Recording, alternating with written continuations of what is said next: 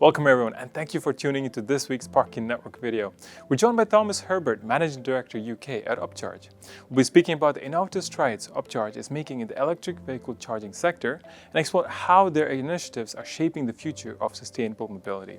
Thomas, it's great to have you here today. I truly appreciate you taking the time to speak with me. No problem at all. Good to be here.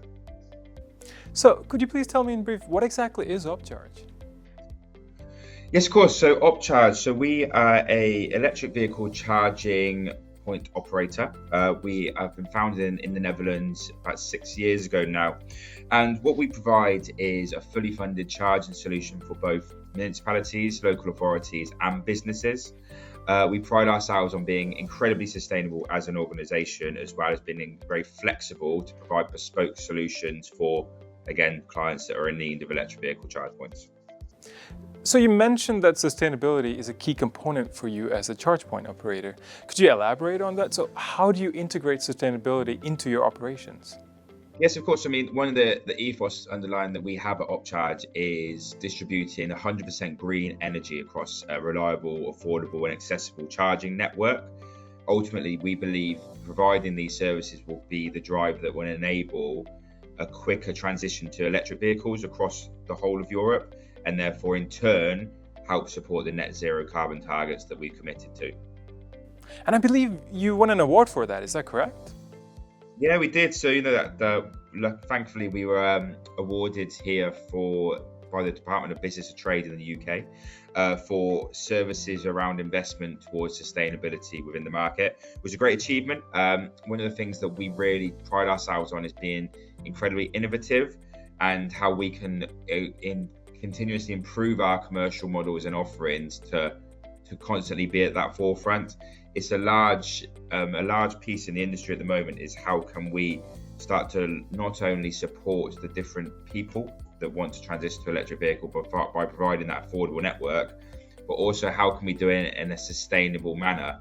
And by that means, the number of charge points that are here in Europe, the UK, Netherlands mainly, being at the number they are now is relatively low in comparison to where they need to be in 5, 10, 15, 20 years time.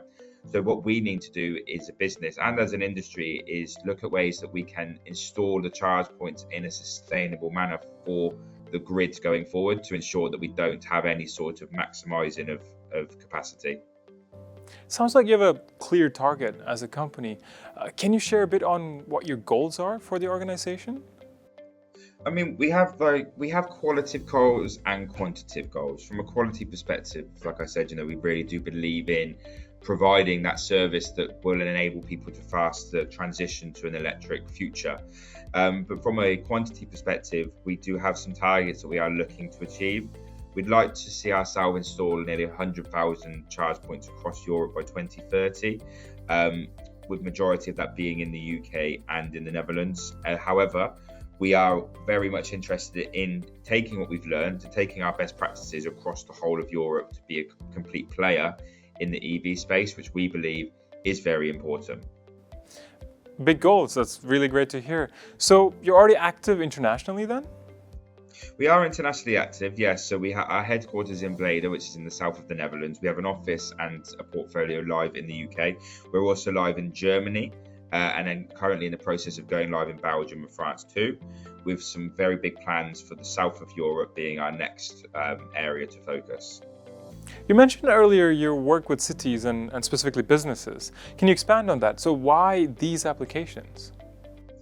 So we see the requirement for the infrastructure to be mainly in these areas specifically. One of the things that we want to do is provide a really targeted approach so we can make sure we're maximising not only our time and investment, but also the areas that require the infrastructure most desperately. When we look at the simplistic view of where would a charge point go that isn't at home, it will go into a parking space. That's why we really see teaming up with the parking operators, which are extremely active in the larger cities and some rural areas, as being the driving force for us to be able to move forward across Europe. Not too long ago, you even announced a partnership with Flowbird. Can you tell me a bit more about that? Of course. So one of the biggest gripes for a lot of electric vehicle drivers, is the different journeys that they have to go on in different spaces, and also when it comes to parking publicly within car parks, there is a bit of a long-winded journey, let's say, where you would have a parking operator that looks after the payment terminals and payments for the parking, and then an EV charge point operator that does exactly the same thing in two separate journeys, very disjointed. And in a lot of occasions, we see the infrastructure installed in the car parks doesn't match the timings for the car park as well. So, for example, you may have a slow charge point in a short stay car park, which doesn't really make sense. So what we've done is it had a partnership agreement with Flowbird, which we're really, really happy about. Flowbird, of course, an extremely large, well-known brand in parking across Europe and a very trusted organization.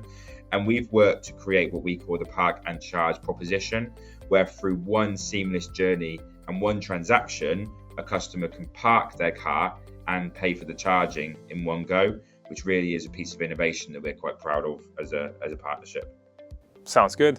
Bringing as seamless of an experience as possible to the end customer is, I think, a fantastic ambition to have in the parking industry.